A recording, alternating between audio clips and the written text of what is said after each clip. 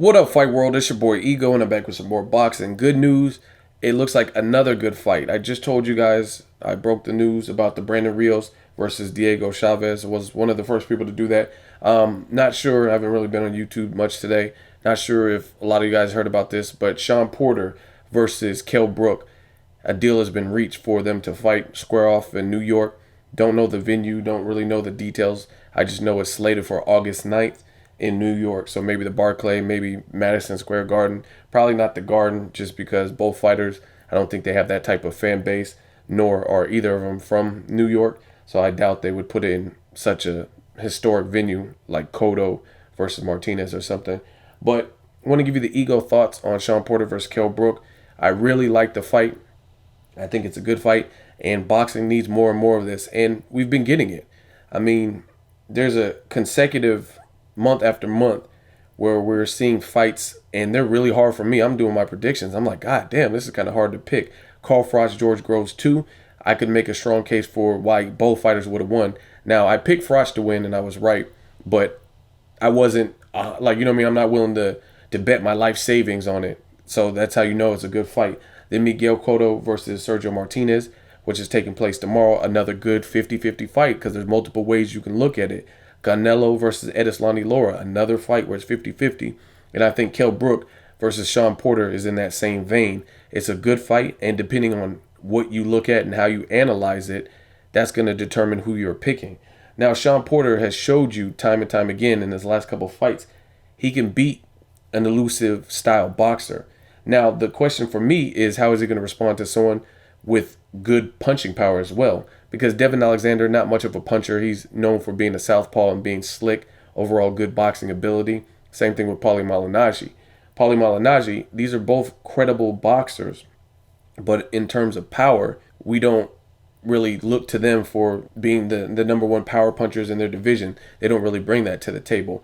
And Shawn Porter has showed that his tank, ambush, like overwhelm you punch, and just punch, like he punches in volume, and he just tries to make it ugly and rough you up. He doesn't care if it's hitting the top of your shoulder, your arm, all the punches, you're going to feel it. And it's the accumulative punch combination that really do the opponents in. So again, he looked good against Paulie Malignaggi, Devin Alexander. This is a different type of fight because Kell Brook has the power to test his chin.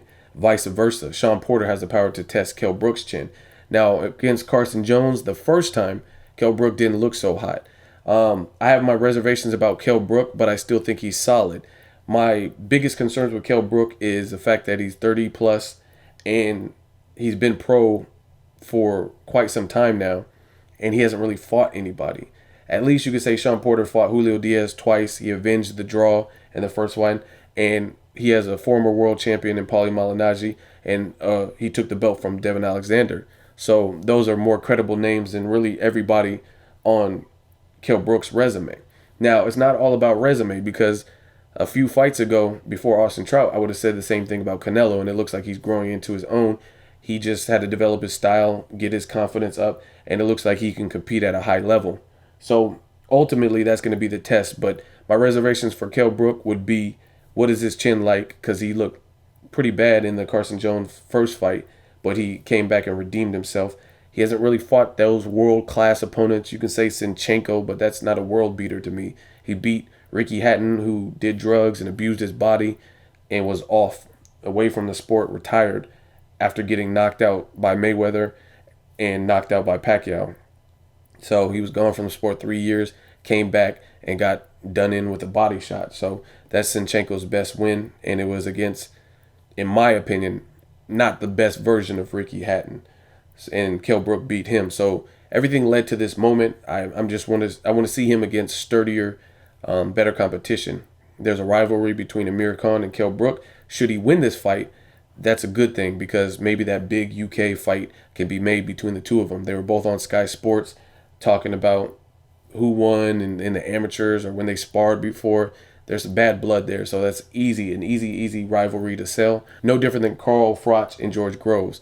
Easy rivalry to sell. As far as Shawn Porter, I like Shawn Porter. Again, he dismantled the elusive style good boxers, which stylistically that style is more of a problem for a lot of people. Look at Danny Garcia versus Mauricio Herrera. He had way more problems with the slick boxer than he did with Lucas Matisse, who's more of a body puncher and boxer puncher than a slick style boxer.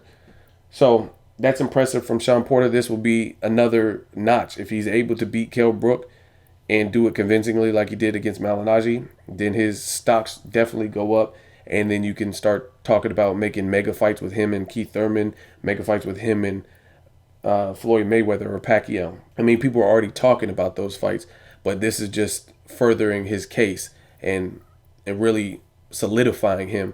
So it's a good fight, man.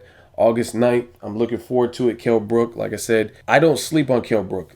My reservations, his power looks like it's the real deal. It's just, what is his chin going to be like? He looks like he's had stamina issues in the past. And one thing that he really did that troubled me was when he was supposed to fight Devin Alexander. That fight was called off 3 times.